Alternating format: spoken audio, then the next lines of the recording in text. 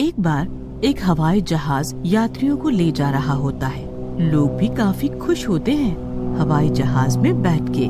उसी हवाई जहाज में 5 आतंकवादी भी चढ़ जाते हैं। उसी हवाई जहाज में गजोधर, पुत्तन और चेतन नाम के गांव वाले भी बैठे होते हैं, जो कि पहली बार हवाई जहाज में बैठे होते हैं।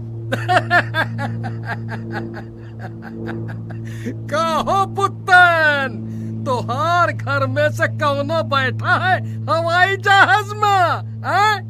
कहो गजोधर भैया, हमारा तो पहली बार है। वैसे आप तो ऐसे कह रहे हो जैसे कि हवाई जहाज में ही पैदा हुए हो।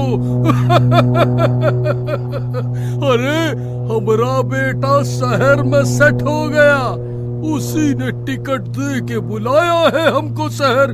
तुम कैसे आ गए वो बताओ। का बकर बकर लागे हो? जो चीज देखना है वो देखत नहीं। देखत हो कितनी गोरी गोरी मैडम कोट पैंट पहने हैं। ससुरा गांव में तो ऐसी एक भी नारी नहीं थी। चुप बुड़बक, उनको हवाई देवी कहते हैं। देखा नहीं, सब अपने गोरे गोरे हाथों से खाना खिला रही हैं। वो तीनों बातें कर ही रहे होते हैं कि तभी एक एयर होस्टेस उनके पास आ जाती है। जी, हम हवाई देवी नहीं, एयर होस्टेस हैं, और आप लोग थोड़ा स्लो बोलिए, सब लोग डिस्टर्ब हो रहे हैं। ओके? अरे मैडम, अगर आप नाराज ना हो तो एक तो बात पूछें? जी बिल्कुल, पूछिए। मैडम, आप लोग इतने गोरे गोरे हो, क्या खाते हो? हमारे गांव में तो इतना गोरा लड़की सब नहीं होता, सब काली कलूटी है। ऐसा बोलते ही सब हंसने लग जाते हैं। हवाई जहाज में सब कुछ ठीक ठाक चल ही रहा होता है, लेकिन थोड़ी देर बाद वो आतंकवादी अपने असली रूप में आ जाते हैं और बंदूकें निकाल लेते हैं, जिसे देखकर सारे डर जाते हैं और चिल्लाने लगते हैं। अरे भाई, कोई मेरी कोई भी मदद चिल्लाया करो। तो गोली मार देंगे। ये हवाई जहाज हाईजैक हो चुका है। देखो, हम लोग किसी से कुछ नहीं कहेंगे। हमें अपने साथियों को छुड़ाना है तुम्हारे देश की सरकार से। तो सभी लोग चुप बैठे। अगर किसी ने 3-5 किया तो हम उसे गोली मार देंगे। तभी एक बूढ़ा अपनी सीट से उठता है और चिल्लाने लगता है। लगता है तुम लोगों को प्यार से समझ नहीं आता। हाँ? ऐसा कहकर वो आतंकवादी बुढ़े को गोली मार देता है और फिर 5 आतंकवादी हंसने लग जाते हैं। तभी जहाज का पायलट वहाँ आता है और उन्हें फ्यूल खत्म होने की सूचना देता है, जिसे सुनकर सारे आतंकवादी पायलट को मारने लगते हैं। अरे मेरी क्या गलती है भाई? अगर फ्यूल खत्म हो रहा है तो मुझे क्यों मार रहे हो?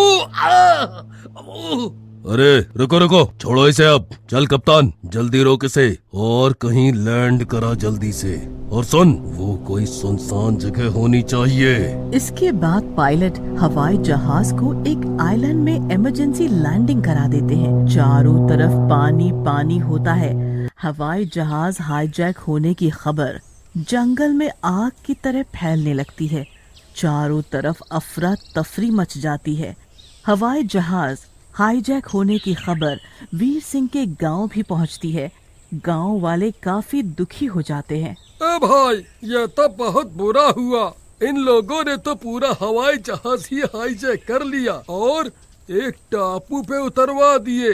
वहाँ पुलिस कैसे जाएगी? और कहीं गई तो ये तो हवाई जहाज ही उड़ा देंगे पूरा। हाँ भाई, बात तो ठीक है, लेकिन कर भी का सकत है। अपने पुलिस और फोर्स वाले लगा हैं, सब करेंगे कुछ ना कुछ। थोड़ी देर में टीवी में खबर आती है कि पुलिस और फोर्स वाले मौसम खराब होने के कारण नहीं जा पा रहे। ये सुनकर गांव वाले सोचते हैं कि क्यों ना वीर सिंह को बुलाया जाए और उससे मदद मांगी जाए। उसके बाद सारे गांव वाले मिलकर वीर सिंह की मूर्ति के पास जाते हैं और उसे बुलाते हैं। वीर सिंह भैया, आप आइए, देश को आपकी जरूरत है, कृपया करके आप आओ। मेरे पति उसी हवाई जहाज में है। गांव वाले ऐसा कहकर वीर सिंह को आवाज लगा रहे होते हैं कि तभी वीर सिंह का भूत प्रकट होता है। क्यों बुला रहे हो गांव वालों? क्या हुआ? एक छोटी सी भी समस्या नहीं सुलझा पाते तुम लोग? क्या हुआ? अरे वीर भैया, इस बार समस्या बहुत विकराल और गंभीर है, छोटी नहीं है। और पूरा पुलिस और फोर्स भी मिलकर नहीं सुलझा पा रहे हैं। क्या बकते हो? हमारी फोर्स और पुलिस कितनी काबिल है, क्या तुम्हें पता नहीं? उसके बावजूद भी ऐसी बकवास कर रहे हो? नहीं नहीं, ये बकवास नहीं है वीर सिंह भाई, सच कह रहा हूँ मैं।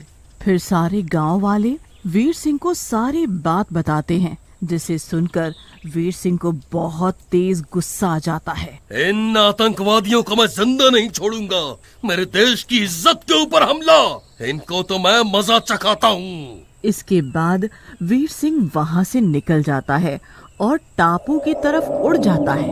उधर हवाई जहाज में भी लोग बहुत परेशान हो चुके होते हैं। बस बहुत हो गया, मैं अब नहीं रुक सकता। मैं ही इन आतंकवादियों को सबक सिखाऊंगा। अबे कहे दे रहे हैं, चुपचाप बैठो, ज्यादा वीर रस के कवि ना बनो, नहीं तो ये लोग तुम्हारी कविता यहीं निकाल देंगे। लेकिन चेतन की बात आतंकवादी सुन लेते हैं और उसे वहीं पर गोली मार देते हैं। उधर वीर सिंह भी हवाई जहाज की छत के ऊपर आके उतर जाता है और एक खिड़की से अंदर झांकता है। अच्छा, तो ये लोग 5 हैं, लेकिन मुझे थोड़ा आराम से काम करना होगा, नहीं तो ये लोग बेचारे आम लोगों को भी मार सकते हैं। उसके बाद वीर सिंह हवाई जहाज के अंदर चला जाता है, लेकिन अदृश्य होने के कारण उसे कोई देख नहीं पाता। वो 2 आतंकवादियों के पास जाता है जो एक दूसरे की तरफ पीठ करके खड़े होते हैं और उसके बाद वो एक आतंकवादी के सर पर जोर से थप्पड़ मारता है। तूने मुझे थप्पड़ क्यों मारा? मैं भला तुझे क्यों थप्पड़ मारूंगा भाई? चक्कर आ रहे हैं क्या तुझे? हा? पहले आतंकवादी को ये सुनते ही काफी जोर का गुस्सा आ जाता है और वो दूसरे आतंकवादी को पीटने लगता है।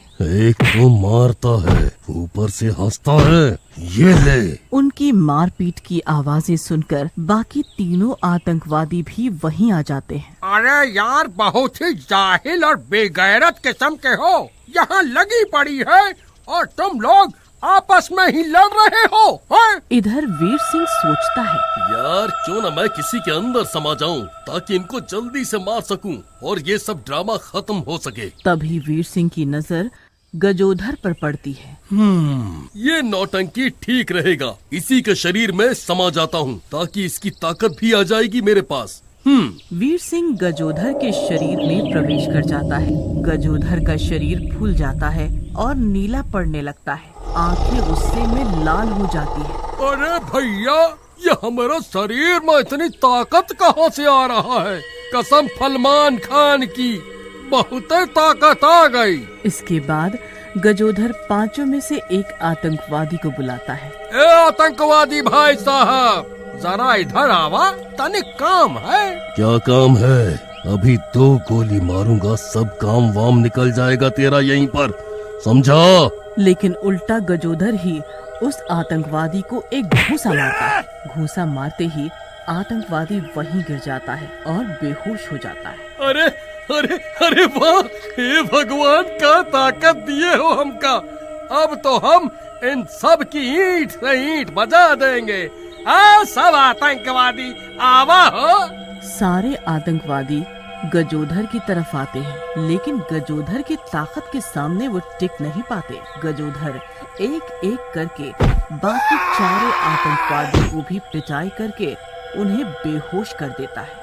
देखा हमारी पावर, एक ठो भी होश में नहीं है। तभी वीर सिंह गजोधर के शरीर से बाहर निकल जाता है। गजोधर का शरीर फिर अपने रूप में आ जाता है। उधर वीर सिंह को देखकर सारे वीर सिंह की जय जयकार करने लगते हैं। अरे रुको रुको, मेरी जय जयकार मत करो, पहले इन दुष्टों को बांध दो ताकि मैं इनको पुलिस के हवाले कर सकूं और इन दुष्टों को इनके किए की सजा मिल सके।